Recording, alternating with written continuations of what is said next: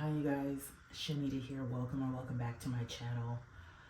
I'm gonna try this again. I didn't realize that I was gonna get so emotional talking about this, so I'm starting over. My initial plan was not to put up any videos until later in January, just because I wanted to recuperate from Vlogmas and all the fun that we had in December and my birthday and all that stuff. But wherever you're watching this from, wherever in the world, I'm sure that you know what we're dealing with right now in Los Angeles. It is currently Saturday morning, about 11:30-ish, and we have had such devastation going on since earlier this week, and it's been horrible. It's been absolutely horrible.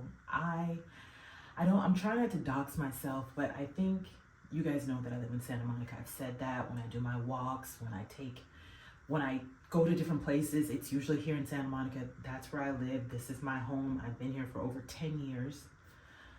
I work in an area called Brentwood.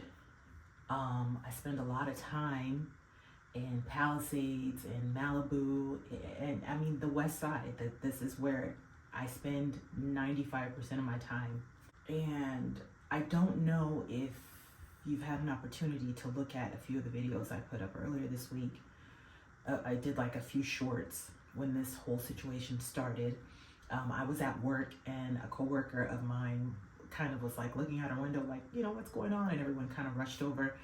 And so my first video is the beginning, literally the beginning of when the fire started, pretty much. And at the time, I mean, we knew it was something significant, but I think if you could have told me then what I know now, I would have never thought that what we were witnessing that day was going to end up where we are now. So since that day, I'm sure if you've watched the news or you've looked at anything online, you know that people have died. So many people have lost their homes and everything inside of them.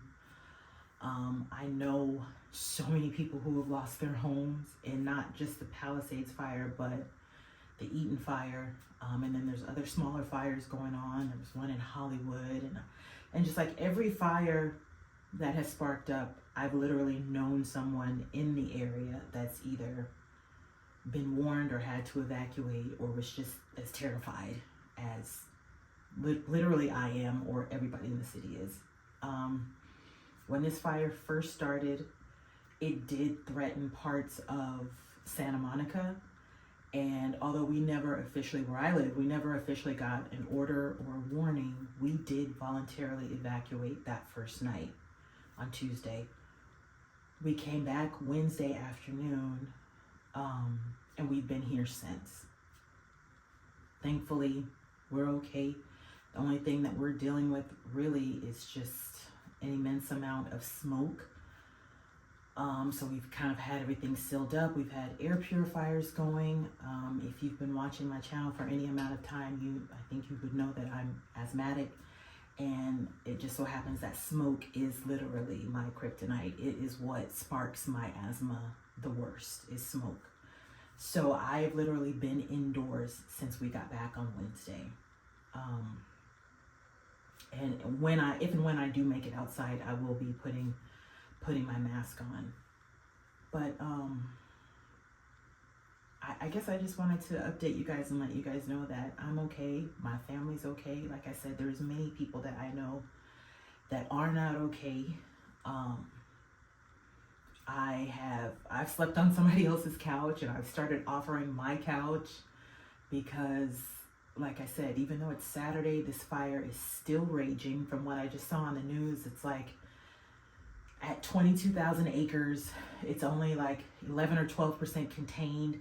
Now it's threatening Brentwood, over by where I work, and the homes in that area. Now that it's ravaged everything over here, it's making its way that way. And then, like I said, there's other fires. There's another fire in the Pasadena-Altadena area called the Eaton fire, and I know people there. The church that I attend has a sister church there. It burned down. I know people there that have lost their homes that I go to church with.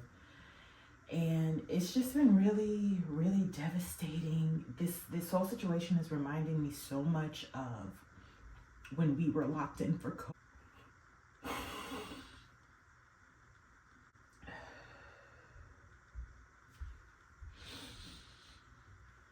You guys, I'm really trying not to cry, and I haven't really cried up until this point, so I don't know why I'm crying now. Maybe it's just because I'm trying to talk about it, I guess. I don't know, but it's like, I almost feel like I don't have the right to cry because I haven't lost anything like so many people have.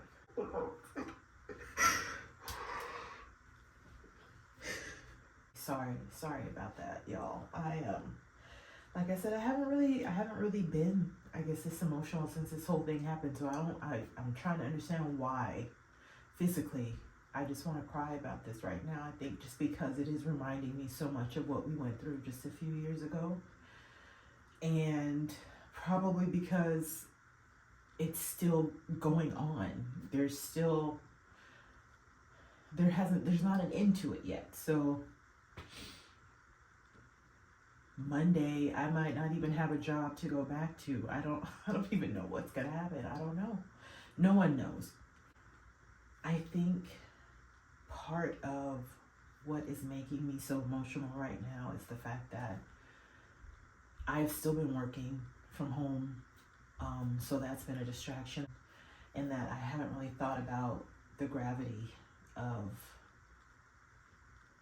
this whole situation beyond my front door. I haven't thought about when I actually do go outside, what my neighborhood is gonna look like.